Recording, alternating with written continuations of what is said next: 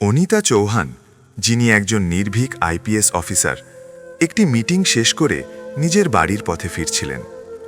রাত তখন ঠিক 11টা। পাটনার এক নির্জন রাস্তায় তিনি একাই হাঁটছিলেন। ডিউটির কারণে একটু দেরি হয়ে গিয়েছিল। হাঁটতে হাঁটতে যখন তিনি একেবারে জনমানবহীন এক স্থানে পৌঁছালেন, তখন রাস্তাটির মাঝখানে দাঁড়িয়েছিল এক বৃদ্ধ সাধু। আর ঠিক সেই মুহূর্তে যখন সেই বৃদ্ধ সাধু রাতের নিস্তব্ধতায় একজন সুন্দর তরুণী মেয়েকে নিজের দিকে এগিয়ে আসতে দেখল, তখন সে অস্থির হয়ে তার অপেক্ষা করতে লাগল। হঠাৎ করেই বৃদ্ধ সাধুটি রাস্তার মাঝখানে এসে দাঁড়াল এবং অনিতার পথ আটকে মাথা থেকে পা পর্যন্ত তাকে লুলুপ দৃষ্টিতে দেখতে লাগল। অনিতা তাকে পাশ কাটিয়ে সামনে এগোতে চাইলে বৃদ্ধ সাধু তার পেছন পেছন হাঁটতে শুরু করল। চারদিক জুড়ে তখন গভীর রাতের অন্ধকার। অনিতার বুক ধুকপুক করতে লাগল। হঠাৎ বৃদ্ধ সাধু পেছন থেকে দ্রুত এগিয়ে এসে তার 2 হাত চেপে ধরে বলল, হ্যাঁ, কোথা থেকে আসছ? আমার সঙ্গে দেখা না করেই চলে যাচ্ছ? বৃদ্ধ সাধুর মুখে তখন এক অদ্ভুত নেশাগ্রস্ত ভাব। এখন অনিতা বুঝে গিয়েছিল তার সঙ্গে কিছু ভয়ঙ্কর ভুল হতে চলেছে। তিনি ধীরে ধীরে পেছনের দিকে সরে যেতে লাগলেন, আর বৃদ্ধ সাধু তার দিকে এগিয়ে আসতে থাকল। এভাবেই চলতে চলতে যখন বৃদ্ধ সাধু তাকে ধরার জন্য ঝাঁপিয়ে পড়ল, ঠিক তখনই অনিতা হঠাৎ দৌড়ে তালাতে শুরু করলেন। বৃদ্ধ সাধুও তার পেছনে দ্রুত দৌড়াতে লাগল। অনিতার শ্বাস তখন দ্রুত হয়ে গেছে। প্রাণপণে হাঁপাতে হাঁপাতে কাঁপতে কাঁপতে নিজের প্রাণ বাঁচাতে তিনি ছুটে চলেছেন। হঠাৎ বৃদ্ধ সাধু পেছন থেকে তাকে ধাক্কা দিল। অনিতা রাস্তাটির মাঝখানে পড়ে গেলেন। এবার বৃদ্ধ সাধুর মুখে আরও ভয়ঙ্কর এক নেশা চেপে বসল। মাটিতে পড়ে থাকা মেয়েটিকে সে অদ্ভুত দৃষ্টিতে তাকিয়ে দেখতে লাগল। অনিতা রাস্তায় পড়েছিলেন। এখন আর বাঁচার কোনো পথ অবশিষ্ট ছিল না। হঠাৎ বৃদ্ধ সাধুও রাস্তায় বসে পড়ল এবং তাকে ধরার জন্য 2 হাত সামনে বাড়াল। ঠিক সেই মুহূর্তে অনিতা হঠাৎ জোরে তাকে ধাক্কা দিয়ে পেছনের দিকে ঠেলে দিলেন। মাটি থেকে উঠে দাঁড়াতেই বৃদ্ধ সাধু আবার দ্রুত এসে পেছন থেকে তাকে জাপটে ধরল। তখন অনিতা জোরে চিৎকার করে বললেন, দেখো, আমাকে ছেড়ে দাও, তুমি এটা ঠিক করছো না, নইলে এর পরিণতি তোমাকে ভোগ করতে হবে। কিন্তু বৃদ্ধ সাধু তখন সম্পূর্ণ উন্মাদ হয়ে গিয়েছিল। সে হঠাৎ বলল, ওহো, আমি তো খুব ভয় পেয়ে গেলাম। বৃদ্ধ সাধু তার কাছে রাখা ভাঙের বোতল তুলে নিল এবং মেয়েটির দিকে এগিয়ে এলো। তারপর বোতলের ঢাকনা খুলে রাস্তায় বসে থাকা অনিতার ওপর ঢালতে লাগল। কিছুক্ষণের মধ্যেই অনিতা পুরোপুরি ভাঙে ভিজে গেলেন। তারপর বৃদ্ধ সাধু অর্ধেক ভাঙ নিজে খেয়ে বোতলটি অনিতার হাতে ধরিয়ে দিয়ে বলল, এই নাও, খাও। ভয়ে কাঁপতে কাঁপতে অনিতা বললেন, না, আমি খাই না। বৃদ্ধ সাধু তার শরীরের দিকে লোলুপ চোখে তাকিয়ে বলল, খাও, নইলে তোমার সাথে এমন কিছু করব যে তুমি কাউকে মুখ দেখানোর যোগ্য থাকবে না। অনিতা, যিনি একজন আইপিএস অফিসার, বৃদ্ধ সাধুর হাত থেকে বোতলটি নিয়ে ভাঙলেন। এখন বৃদ্ধ সাধু অধীর আগ্রহে অনিতার দিকে তাকিয়েছিল, যেন তার উদ্দেশ্য পূরণ হতে চলেছে। আর তারপর যা হওয়ার তাই হলো। কিছুক্ষণের মধ্যেই অনিতার পুরো শরীর যেন ঘুরে উঠল। তিনি 2 হাত মাথায় চেপে ধরলেন। এটা কি হচ্ছে? বৃদ্ধ সাধু অপেক্ষা করছিল নেশা চূড়ান্ত পর্যায়ে পৌঁছানোর। আর ঠিক তখনই অনিতা নেশার ঘোরে রাস্তাটির মাঝখানে লুটিয়ে পড়লেন। তিনি তখন আধা অচেতন অবস্থায় পড়েছিলেন, আর তার কানে ভেসে আসছিল বৃদ্ধ সাধুর বিকৃত হাসি। হঠাৎ বৃদ্ধ সাধু তার কাছে এগিয়ে এসে ঝুঁকে পড়ে তার মুখের দিকে গভীরভাবে তাকাল। সে হাত বাড়িয়ে তার চুলের একটি গোছা নিজের আঙুলের মধ্যে পেঁচিয়ে নিল। হেসে উঠে সে বলল, হ্যাঁ, এবার মজা আসবে। বৃদ্ধ সাধুর চোখে তখন আতঙ্কের ছায়া, আর তার ভেতরে লুকিয়ে থাকা কামনার ক্ষুধা। কিন্তু ঠিক সেই মুহূর্তে যখন বৃদ্ধ সাধু এগিয়ে এসে অনিতার গালে হাত ছোঁয়াতে গেল, হঠাৎ এক তীক্ষ্ণ ঝঙ্কার বেজে উঠল। মাটিতে পড়ে থাকা বোতলটি অনিতা আচমকা তুলে নিয়ে সমস্ত শক্তি দিয়ে বৃদ্ধ সাধুর মাথায় আছড়ে মারল। তার চোখের সামনে অন্ধকার নেমে এলো, মুখ রক্তাক্ত হয়ে গেল, আর সে টলতে টলতে সেখানেই মাটিতে লুটিয়ে পড়ল। এক মুহূর্তের জন্য সে হতবাক হয়ে গেল। অনিতা মাটিতে পড়ে থাকা অবস্থায় কাঁপতে কাঁপতে উঠে দাঁড়ালেন। শ্বাস ছিল দ্রুত, পা কাঁপছিল, নেশার কারণে মাথা ঘুরছিল। তবু সমস্ত শক্তি দিয়ে তিনি দূরে ছুটতে লাগলেন। ঠিক তখনই মাটিতে পড়ে থাকা বৃদ্ধ সাধু চিৎকার করে উঠল, কি দেখছো? ধরো ওকে, এবার ওর শাস্তি ওকে পেতেই হবে। সে উঠে পড়ে দ্রুত অনিতার দিকে ছুটে এলো। অনিতা তখনও খুব বেশি দূরে যেতে পারেননি। হঠাৎ বৃদ্ধ সাধু এসে তার পা ধরে ফেলল। রাগে ফুঁসতে ফুঁসতে সে ছুটে এসে কাছে পৌঁছাল। এবার তার চোখে কামনার রক্তিম উন্মাদনা। সে অনিতাকে টেনে নিজের কাছে এনে তার কানের পাশে গর্জে উঠল, আমার সঙ্গে খেলতে চেয়েছিলি? এবার তোর শাস্তি আরও বাড়বে। অনিতার শ্বাস আটকে আসছিল, তিনি সম্পূর্ণ অসহায় লাগছিলেন। এরপর বৃদ্ধ সাধু তার বাহু চেপে ধরে টানতে টানতে জঙ্গলের দিকে নিয়ে যেতে লাগল। অনিতা ছাড়িয়ে নেওয়ার চেষ্টা করলেন, কিন্তু বৃদ্ধ সাধু আরও শক্ত করে ধরে টেনে নিয়ে এলো জঙ্গলের ভেতরে এক পুরনো কুঠিরের কাছে। অনিতা বুঝে গিয়েছিলেন এবার সত্যিই কিছু ভয়ঙ্কর ঘটতে চলেছে। ঠিক তখনই বৃদ্ধ সাধু কুঠিরের দরজা খুলে হঠাৎ অনিতাকে ভেতরে ধাক্কা মেরে ঢুকিয়ে দিল। রাতের শেষ প্রহর, নির্জন জঙ্গল, কুঠিরের ভেতরে পড়ে থাকা তরুণী সুন্দরী অনিতা, আর প্রতিশোধ আর দমন করা কামনা নিয়ে উন্মুখ বৃদ্ধ সাধু। হঠাৎ সে জোরে দরজা বন্ধ করে নিজেও ভেতরে ঢুকে পড়ল। তার চোখে উন্মত্ত ঝিলিক, শ্বাসে নেশার দুর্গন্ধ।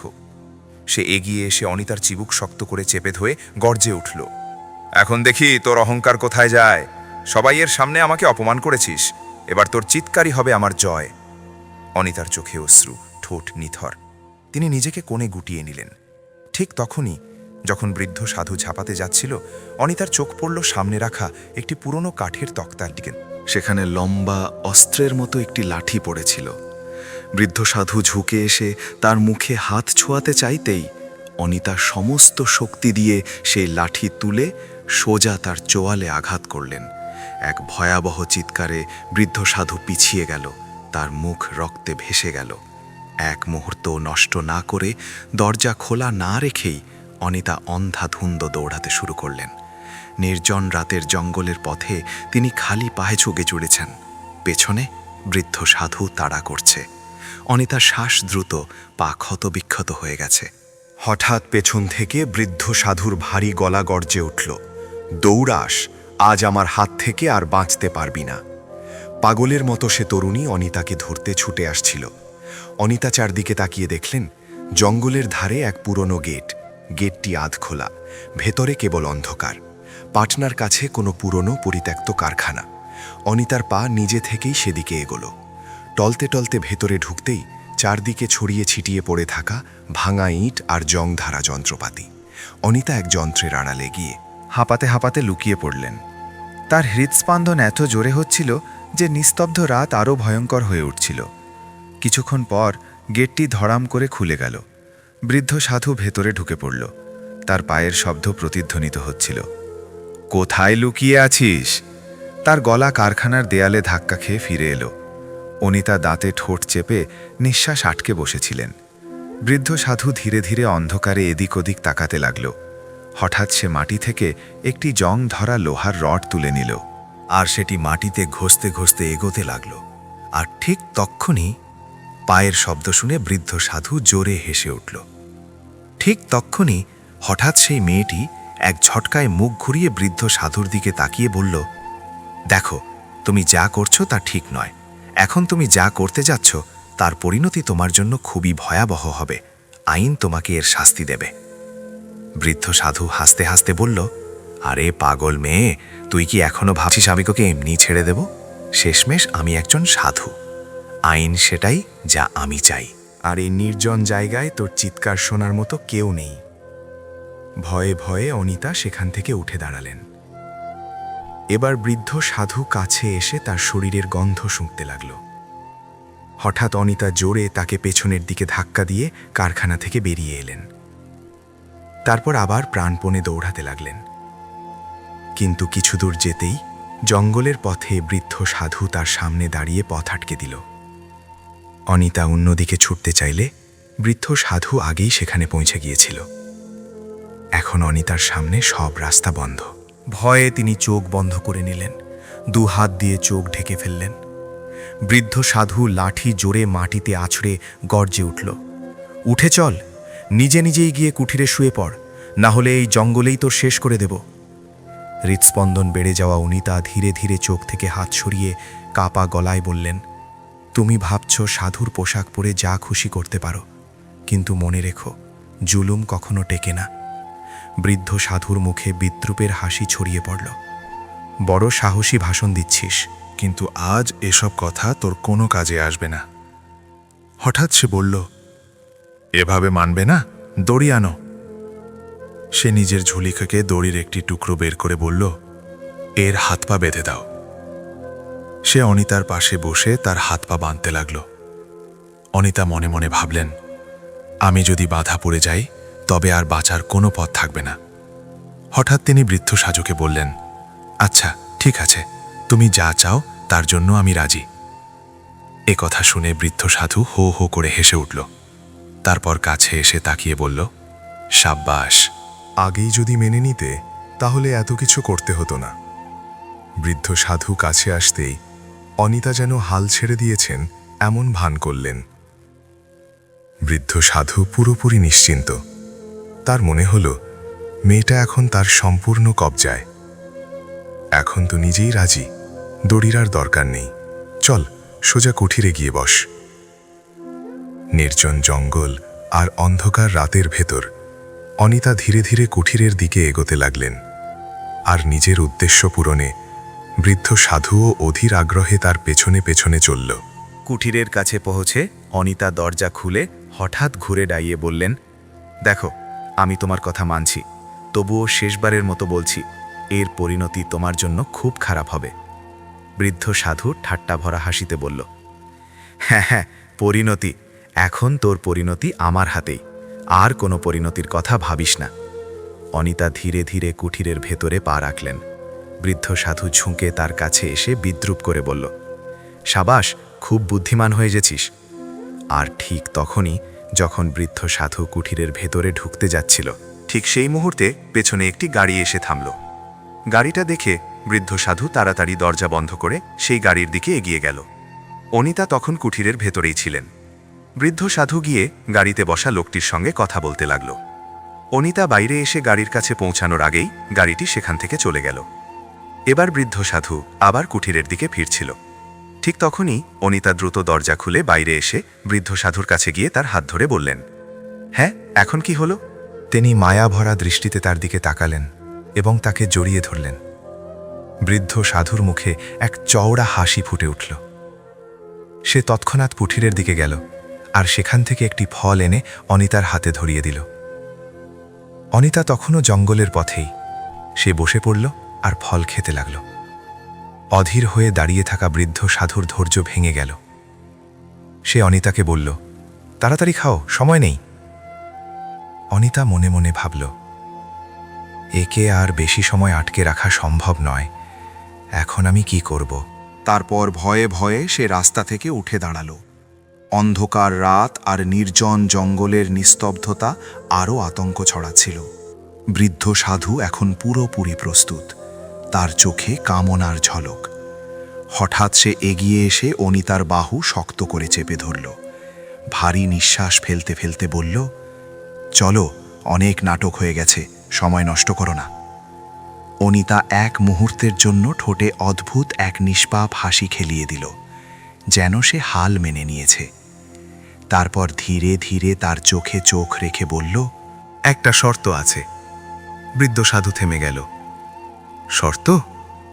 অনিতা মায়াভরা কণ্ঠে আসতে বলল, আমাকে ছোঁয়ার আগে তোমাকে চোখ বন্ধ করতে হবে। বৃদ্ধ সাধু প্রথমে চমকে উঠল, তারপর অট্টহাসিতে ফেটে পড়ল। এটাও কোনো শর্ত হলো? ঠিক আছে, মেনে নিলাম। হঠাৎ অনিতা তার কাছে এসে মমতায় তার হাত ধরল এবং জঙ্গলের পথের এক কোণের দিকে নিয়ে যেতে লাগল। বৃদ্ধ সাধুও তার সঙ্গে চলল। কিছু দূরে গিয়ে অনিতা এক নির্জন জায়গায় থামল আর বলল, এখানেই ঠিক আছে। বৃদ্ধ সাধু বিস্মিত হয়ে বলল, এখানে কেউ দেখে ফেলবে? অনিতা উস্কানিমূলক স্বরে বলল, তোমার কিসের ভয়? শেষমেশ তুমি তো একজন সাধু। বৃদ্ধ সাধুও সঙ্গে সঙ্গে উত্তেজনায় ভরে উঠল। অহংকারে সুরে বলল, হ্যাঁ, ঠিকই বলেছ। আমার কিসের ভয়? যদি তুমি বলো এখানেই হবে। সে তখন অহংকার আর উত্তেজনার নেশায় ডুবে। চারদিকে নিস্তব্ধতা ছড়িয়ে পড়েছিল। দূরে শুধু হাওয়ার ঝাপটা, মাঝে মাঝে জঙ্গলের প্রাণীদের শব্দ। অনিতা খুব নিষ্পাপ ভঙ্গিতে তার হাত নিজের হাতে নিল। যেন সে সম্পূর্ণভাবে অস্ত্র নামিয়ে দিয়েছে। তারপর সে বলল, এখানে নিচে রাস্তায় শুয়ে পড়ো আর চোখ বন্ধ করো। বৃদ্ধ সাধু হাসতে হাসতে রাস্তায় শুয়ে পড়ল। চোখ বন্ধ করে মুচকি হেসে বলল, দেখি এবার তুমি কি করো। অনিতা কিছুক্ষণ তার চারপাশে ঘুরে মনে মনে কিছু ভাবতে লাগল। তারপর ঝুঁকে তার কাছে এলো। এক মুহূর্তের জন্য মনে হলো সে যেন তার উপর ঝুঁকবে। বৃদ্ধ সাধুর ঠোঁটে বিজয়ী হাসি, গভীর শ্বাসের শব্দ চারদিকে গুঞ্জন তুলছিল। কিন্তু ঠিক পর মুহূর্তেই অনিতা তার জুতোর গোড়ালি সজোরে তার বুকে আছড়ে মারল। বৃদ্ধ সাধু ছটফট করতে করতে চোখ খুলল, কিন্তু ততক্ষণে অনিতা তার লাঠি টেনে নিয়েছে। বৃদ্ধ সাধু উঠে রাস্তার মাঝখানে বসে পড়ে বলল, এটা কি করলে তুমি? আমার সঙ্গে এমন প্রতারণা? ঠিক তখনই অনিতার মনে হলো তার কাজ এখনো শেষ হয়নি। সে মুখে হালকা হাসি এনে বৃদ্ধ সাধুর কাছে বসে লাঠিটা তার হাত দিয়ে মায়া ভরা চোখে তাকিয়ে বলল, আমি শুধু তোমাকে দেখাতে চেয়েছিলাম আমি চাইলে পালাতেও পারি, কিন্তু এখন এটা আমার ইচ্ছে। আমি নিজেই এর জন্য প্রস্তুত। এই কথা শুনে বৃদ্ধ সাধুর মুখে আবার হাসি ফুটে উঠল। সে অনিতাকে জড়িয়ে ধরতে গেল। অনিতা বলল, এক মিনিট, তার আগে এটা বলো, তুমি কি সত্যি এত শক্তিশালী সাধু যে যা খুশি করতে পারো? বৃদ্ধ সাধু অহংকার ভরা কণ্ঠে বলল, হ্যাঁ। হঠাৎ অনিতা তার হাত ধরে তাকে কুঠিরের দিকে নিয়ে যেতে লাগল। বৃদ্ধ সাধু বিস্মিত হয়ে সবকিছু দেখছিল। হাঁটতে হাঁটতে তারা কুঠিরের কাছে পৌঁছালো। নির্জন জঙ্গলে তখন রাতের শেষ প্রহর। সেখানে শুধু অনিতা আর বৃদ্ধ সাধুই উপস্থিত। কুঠিরের কাছে পৌঁছে হঠাৎ অনিতা ভেতরে ঢুকে পড়ল এবং সেখান থেকে লাল রঙের একটি ওড়না তুলে নিল। অনিতা এখন তার আসল উদ্দেশ্যের দিকে এগোচ্ছিল। সে বলল, আমি মানি না যে তুমি এতটা শক্তিশালী আর এসব করতে পারো। বৃদ্ধ সাধু নিজের পদ আর অহংকারে ডুবে কিছুই বুঝতে পারল না এবং নিজের মোবাইল থেকে অনিতাকে সেই সব মেয়েদের ছবি দেখাতে শুরু করল। সে মোবাইলে একের পর এক ছবি দেখাতে লাগল, যেসব মেয়েদের সঙ্গে সে নোংরা কাজ করেছিল। ভীষণ অহংকারের সঙ্গে নিজের অপরাধ গুনতে শুরু করল। কাল এটা করেছি, পরশু ওটা করেছি, আমাকে ধরবে কে? শেষমেশ আমি তো একজন সাধু। অনিতা চুপচাপ তার সব কথা শুনে যাচ্ছিল। তারপর ধীরে ধীরে বৃদ্ধ সাধুর কাছে গিয়ে বলল, ওয়াও, তুমি তো সত্যিই খুব সাহসী নাকি? তারপর সে বলল, চলো এবার আমি তোমার সেই সাহসটা দেখতে চাই। এই বলেই সে বৃদ্ধ সাধুকে সেই নির্জন জঙ্গলের অন্যদিকে নিয়ে যেতে লাগল। বৃদ্ধ সাধুও খুশি খুশি তার সঙ্গে চলতে লাগল। সেখানে পৌঁছে অনিতা হেসে বলল, তা কি বলছিলে বাবাজি, তোমাকে ধরার মতো কেউ নেই? এই কথা বলেই সে নিজের কাপড়ের ভেতর লুকানো একটি ক্যামেরা বের করে নিল। সেই ক্যামেরা, যার ভেতর রেকর্ড হয়েছিল বৃদ্ধ সাধুর সব অপরাধ, তার অহংকার ভরা স্বীকারোক্তি আর একের পর এক স্বার্থপর জঘন্য কাজ। বৃদ্ধ সাধুর মুখের রং মুহূর্তেই ফ্যাকাশে হয়ে গেল। সে আতঙ্কে ছুটে এসে ক্যামেরাটা ছিনিয়ে নিতে চাইল, কিন্তু তার আগেই এক বিকট চড় এসে পড়ল তার মুখে। এখন সেখানে দাঁড়িয়ে থাকা মেয়েটি আর অসহায় অনিতা নয়, সে এক সাহসী আইপিএস অফিসার, নিজের আসল রূপে সামনে দাঁড়িয়ে। ঠিক সেই মুহূর্তে পেছন থেকে দুটি কালো জিপের হেডলাইট চলে উঠল। ব্রেকের তীক্ষ্ণ শব্দ, ধোঁয়া উড়িয়ে গাড়ি থামল, আর পর মুহূর্তেই কমান্ডোদের দল গাড়ি থেকে নেমে এলো। অনিতা হাতের ইশারা করতেই চোখের পলকে বৃদ্ধ সাধুকে মাটিতে চেপে ধরা হলো। ভয়ে তার পা কাজ করছিল না। কাঁপা গলায় এসে বলল, এই মেয়েটা মিথ্যে বলছে। অনিতা তার কাছে এসে আরেকটি জোরালো চড় মারল এবং গর্বভরা কণ্ঠে বলল, তোমার জানা আছে আমি কে? আমি একজন আইপিএস অফিসার, আর এই টিম আমার নির্দেশেই এখানে এসেছে। তুমি ভেবেছিলে এই খেলাটা তুমি আমার সঙ্গে খেলছ, কিন্তু আসলে এই খেলাটা আমি তোমার সঙ্গে খেলেছি। তোমার হিংস্রতা, মেয়েদের সঙ্গে করা সব জঘন্য কাজ আমার জানা ছিল, এই কারণেই আমি নিজে খামি এসে তোমাকে হাতে নাতে ধরার সিদ্ধান্ত নিয়েছিলাম। যাতে তুমি নিজের মুখেই সব স্বীকার করো আর আমি তোমাকে কঠোর শাস্তি দিতে পারি। এরপর অনিতা নিজের পকেট থেকে পরিচয়পত্র বের করে বৃদ্ধ সাধুর মুখের সামনে ধরল। তার চোখ ভয়ে আর বিস্ময়ে ভরে গেল। অনিতা লাথি মেরে তাকে মাটিতে ফেলে দিল এবং আদেশ দিল, একে এখান থেকে নিয়ে যাও, আমার চোখের সামনে থেকে। কমান্ডোরা বৃদ্ধ সাধুকে গাড়িতে তুলে নিল। তাকে গ্রেফতার করে জেলে পাঠানো হলো। এই গল্প আমাদের শেখায় সাহস, বুদ্ধিমত্তা আর দৃঢ় সংকল্প থাকে যে কোনো বড় অশুভ শক্তির মোকাবিলা করা সম্ভব। আর শেষ পর্যন্ত জয় হয় ন্যায়েরই। বন্ধুরা, এই গল্পটি শুধুমাত্র বিনোদন ও শিক্ষামূলক উদ্দেশ্যে তৈরি। এতে দেখানো সব চরিত্র, ঘটনা ও সংলাপ সম্পূর্ণ কাল্পনিক।